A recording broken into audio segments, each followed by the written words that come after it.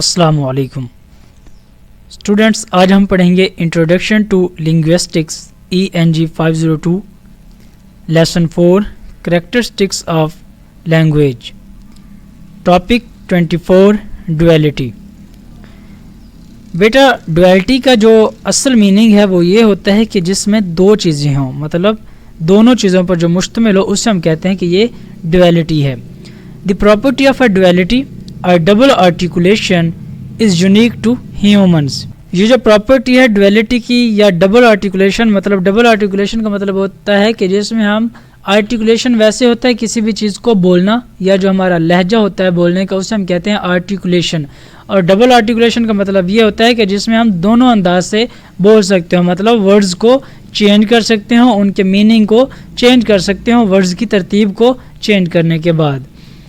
At physical level پر we can produce individual sounds, کہ ہم انڈیویجول ساؤنڈز بھی پروڈیوس کر سکتے ہیں، لائک الفابیٹس آف، ہمارے پاس جو الفابیٹس ہیں انگلش کے، ان میں آ جاتا ہے کہ N ہے، B and I as individual sounds. جب ہم انڈیویجولی طور پر ان کو پڑھتے ہیں تو ان کا مطلب یہ ہوتا ہے کہ N, P and I،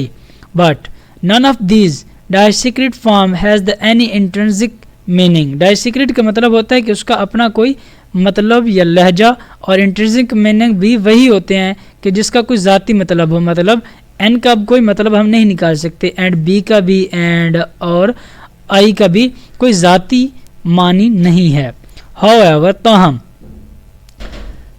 when we arrange them in a certain order we get a level at which we have meaning to like nib۔ جب ہم ان ورڈز کو ایک ارینج کرتے ہیں سرٹن آرڈر پر، ایک خاص ترتیب کے ساتھ ہم ان کو ارینج کر سکتے ہیں، تو پھر یہ ایک لفظ بن جاتا ہے نب، جس کے خاص قسم کے معنی بھی ہیں۔ نب کا مطلب ہوتا ہے نوک یا قلم کی نوک، جس کے ذریعے ہم لکھتے ہیں، ہم اسے کہتے ہیں نب۔ So we can say that at one level we have distinct sounds and at another level we have distinct meaning. ہم یہ کہہ سکتے ہیں کہ ایک جو لیول ہے، جو ایک جگہ پر ہم کسی بھی لفظ کی ایک نمایاں آواز کو رکھتے ہیں، اور اسی ورڈز کو اگر ہم ارینج کر لیں اور دوسرے لیول پر لے جائیں تو اس کے ایک نمایاں میننگ بنتے ہیں۔ Duality of levels is one of the most economical features of human language. یہ جو لیولز کی ڈویلٹی ہے، مطلب جو ہمارے پاس دو قسم کے لیولز ہیں، ان میں جو ڈویلٹی ہے یہ جو ہیومن لینگویج کے اکانومیکل فیچرز میں سب سے ایک ہے، مطلب جو اکانومیکل فیچرز ہیں ہیومن لینگویج کے، ان میں یہ ایک ہے، خاص اہمیت کی حامل ہے۔ However, animals have a single fixed form for each communicative signal among them۔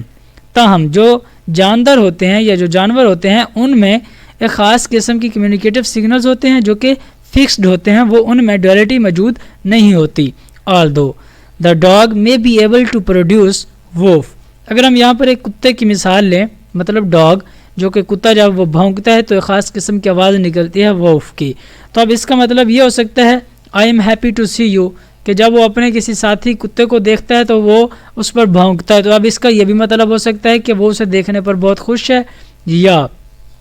It does not seem to do so on the basis of a distinct level of production combining the separate elements of W, O and F۔ اب ایسا تو نظر نہیں آیا کہ اس کے کوئی خاص قسم کے نمایاں لیول ہو جس کے ذریعے وہ اپنے ایلیمنٹس کی کمبائنڈ کر کے کوئی میننگ پروڈیوس کر سکتا ہو، مطلب ان کو علیحدہ علیحدہ استعمال کرتا ہو۔ If the dog was operating with the double level, اگر کتا جو ہے وہ دو لیول کا استعمال کرے، مطلب دو معنی اگر استعمال کرے تو پھر وہ اس طرح استعمال کرے گا، then we might expect to hear the different combinations with different meanings. پھر ہم اس بات کی توقع یا امید رکھ سکتے ہیں کہ ہم دو مختلف کمبینیشن سنیں گے یا دو مختلف اس کے معنی ہوں گے، سچ ایز، اب اگر یہاں پر وہ اپنی تعریف جو تبدیل ہے، جو اس کی ارینجمنٹ ہے، اگر وہ اس کو بدلا دے تو یہ ورڈ بنے گا اوف، مطلب آئی ایم ہنگری، اینڈ فو آئی ایم ریئلی بورڈ، مطلب اگر وہ ڈویلٹی کی پراپرٹی رکھتا ہوتا تو وہ ان لفظوں کا اس طرح استعمال کرتا، اور ہمیں اس طرح کے الفاظ کبھی بھی سننے کو نہیں ملے۔ Now the question is what should you to learn۔ اب اس میں آپ نے یاد کیا کرنا ہے۔ ایک تو بیٹا آپ ڈویلٹی کی ڈیفینیشن یاد کریں گے، اس کے بعد یہ ایک نب والی ایگزامپل یاد کر لیں گے، اینڈ اس کے بعد یہ جو ہمارے پاس ڈاگ کی ایگزامپل ہے آپ اسے بھی ایک مرتبہ دیکھ لیں گے، اور اس چیپٹر میں کچھ اس جو ٹاپک ہے ہمارے پاس کچھ خاص نہیں ہے یاد کرنے کے لائق۔